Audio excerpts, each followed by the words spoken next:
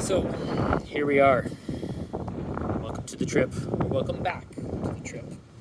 If you're just joining us now, we are in Ushuaia, and yes, other people that have been joining us for a while have realized something. I was offline for a bit. Why? Well, we crossed the Drake Passage again to get back to the tip of the Earth, where we are now. And you know what? It was horrendous.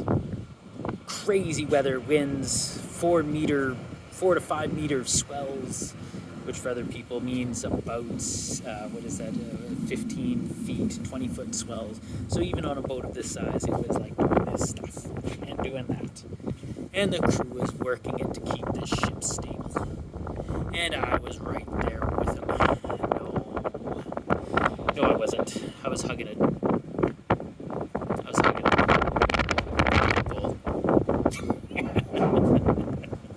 It was a rough go. I must say. I failed to take any gravel soon enough. Shortly after the other video ended on Elephant Island, we hit that scene, and next thing you know, I was in bed or around a toilet for most of that. So, full day, just completely gone. Apparently, it was epic seeing the boat do its thing. And yeah, big fucking waves. Anyway, so we're in Ushuaia now. Pretty much wrap up the end of the trip, but there's a bunch of things going on today. Environmental discussions and tours and stuff like that. So, enjoy those. Why not? Enjoy those. Here we go. I need a red beanie.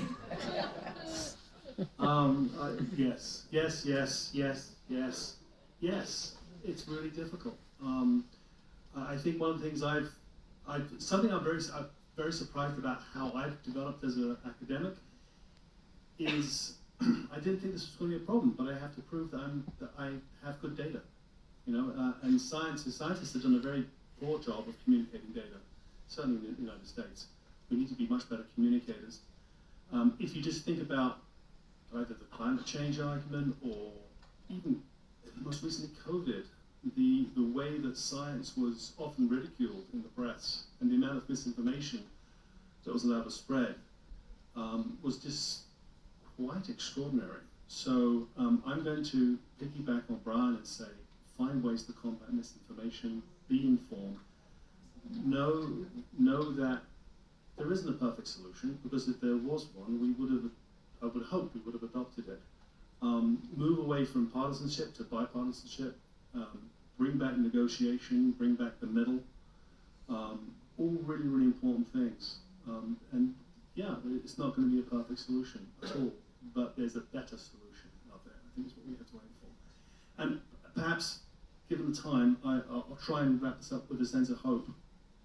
Technology on this planet is increasing exponentially, right? So in my pocket here, this one. Anyone remember the first cell phone? Yeah, the bag phone. You carried it around on your shoulder. It was about the size of a shoebox. You had to lift the antenna to make a call. I mean, good luck getting reception.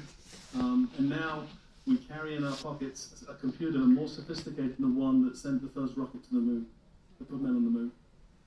And how did that happen? That happened because there was incentive within the market, and we had R&D and we had investment. And now all of a sudden we have these amazing tools that have really, culturally, quite changed us, right? I think the same thing is going to happen. I really hope, but I think the same thing is going to happen. Technology will improve. We will learn how to overcome the big issues. Like, for example, how do we store energy? That's a huge one right now. We don't know how to store energy. We don't know how to transmit energy in efficient ways. We will learn how to do that. Maybe it'll be less metal intensive. I don't know.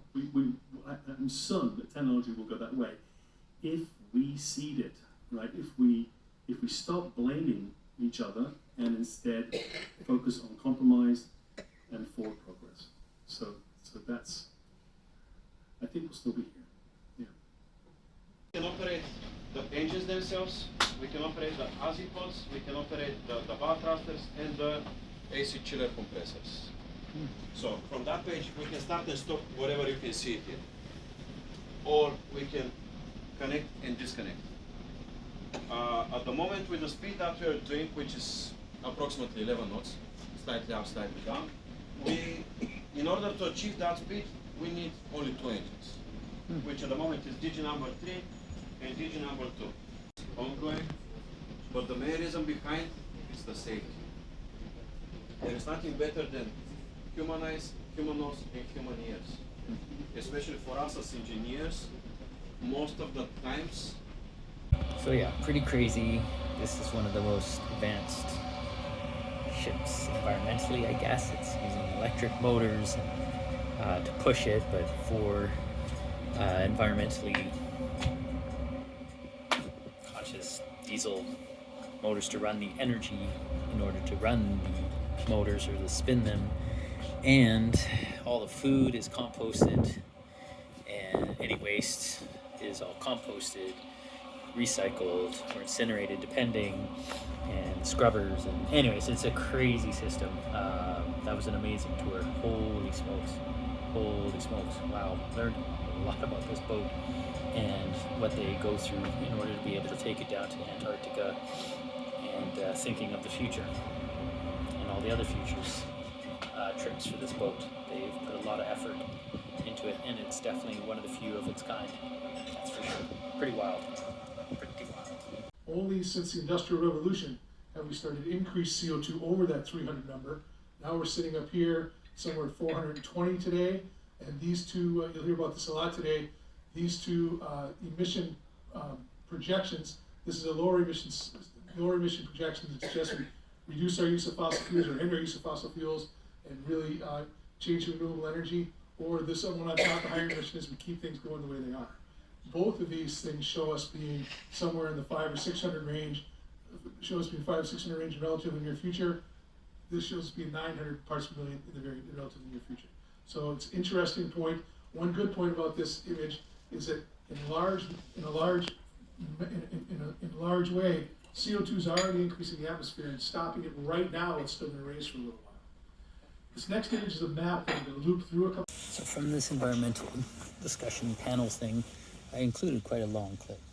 So coming up is probably about a 5 to 6 minute clip of just a really fascinating question with some really interesting answers. Really appreciated it. Anyways, here you go. To feel like the individual action is, sometimes it feels like the individual action is a choice of the lesser of two evils. And I'll just give 2 quick examples to kind of explain my point. With driving a Tesla or an electric car, you're using a lithium battery, and lithium mining is one of the worst things for mines. I was recently in the Atacama, looking at the flamingo flats, and the flamingos haven't laid eggs in 3 years because their environment is so unstable because of the lithium mining that's powering these electric vehicles that we in the US are consuming, thinking that it's better to buy a new Tesla than to continue to drive a gas-guzzling car. On another example, let's say we become a vegetarian and then we're consuming more tofu or beans that are grown in countries really far away. Then the environmental impact of the food that we're eating, maybe it's not beef that has a large CO2 emission just by being part of the agricultural industry, but it's still potentially damaging, like soy is potentially a damaging crop where it's grown. So how then do we grapple with the choices that we have when it seems like there's always another side to the better option that has also a dark side to it? And how do we remain in that place of light and hope when everything has a dark side? So that's a very good point. I think we have to combat disinformation, and we have to be very transparent. The shift to green energy, to a green economy, is incredibly metal intensive. We need so much copper, lithium, cobalt, rare earth elements, et cetera, et cetera, et cetera. It's mind-boggling how much we're going to need in the next 20 years. in order to develop those resources, we need to do it in a very transparent and sustainable fashion. We have to get away from the not in my backyard syndrome and recognize that we're going to have to extract these materials from the earth in a sustainable and environmentally responsible manner, which means the price of them is going to go up because doing that stuff costs money. And I think that, I guess, to stay in that place of playing hope, you say we've got to be transparent. Yeah, green energy, we need to go to green energy for sure. It's going to take us 20 or 30 years to get there, and we have to do it in a responsible and transparent fashion. The oil companies are recognizing that they need to get involved in climate change. I mentioned before the carbon sequestration idea. They're recognizing things got to change. So it basically, in my opinion, it's kind of an all-in global approach is what we're going to need. Because we can't just have a bunch of dirty little secrets that you're referring to running around in the background. To continue on that very good question, and I think it's something that we all grapple with, a couple of thoughts. First, to be a participant individual organism in an ecosystem is always going to be impacts at some level, and it's just to be aware of that. There's no way that you can live and not have impacts on stuff. Clearly the question is, how do we choose best, or how can we best choose which impacts we have as more information becomes available, what's the best things for us to eat, what all the rest of that. And that is, I suppose, going to be different for everyone as to both what they are happy and comfortable with, or willing to sometimes ignore. And that's going to grow and change, sort of, almost on a day by day or week by week or year by year basis as more things become available. Do we switch to artificial meats, like as in vat-grown meats or lab-grown meats? Do we go wholly vegan, even recognizing that possibly a wholly vegan diet is actually not the healthiest diet for us as individuals? These things are really important things to consider, but also I wouldn't let them, and I'm thinking of I suppose, about some of my own thought processes, become the be-all and end-all either. Recognizing, and it's a frightening statistic, while individual contributions and what we do as ourselves in life with global climate change is super important, as Lita said, nonetheless, it should be recognized, and this was part of a global ad campaign by BP, very insidious. What are you doing to combat climate change? As an individual, even as wealthy, well-off individuals with comparative power versus some other individuals on the planet, if in our entire life, let's say we live to 70 years old, and we got rid of all of our carbon emissions, that would be 1 second difference that we would make in the global economy in terms of carbon emissions in general. We as individuals don't have that much power. And that's something that in the West, perhaps we fool ourselves into thinking, yes, I'm very powerful as an individual. Many people in other parts of the world realize that. It's only by working together in communities and larger levels beyond that we actually can do things. So yes, definitely make those good choices and continue to think about it as an individual. What we eat, how we travel, how we insulate our homes, those are important choices, and there's not always clear black and white answers. Keep asking yourself those questions, but also work together as a groups, work together as a community, work together as a country. We're all in this together. Spaceship Earth, it's our little spaceship. It's an ecosystem that sustains us all. That was very Cousteau of you. And of course, a quick video just for the send-off and thank you of the crew. So they did a whole little everyone in the crew meeting everyone, and the captain came down. I don't know who was driving the boat, but the captain came down and even spoke, and it was pretty amazing. Anyways, so another little quick little nod to everyone. Thanks.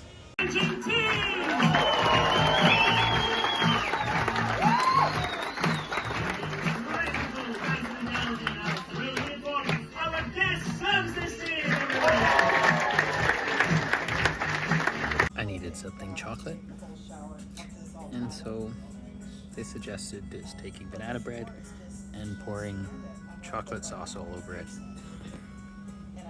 Okay. Small gathering, meeting and chatting with the crew. My new friend Robert, one of the kayak guides. An amazing tour guide, or guide. Getting pictures with the ice and serving up the vodka. Nice little gathering. It's a good opportunity to say thank you to this amazing crew, let me tell you. I think I'll probably do a whole video about them and chat a bit more. Well, last night on the boat, tomorrow morning we exit off the boat at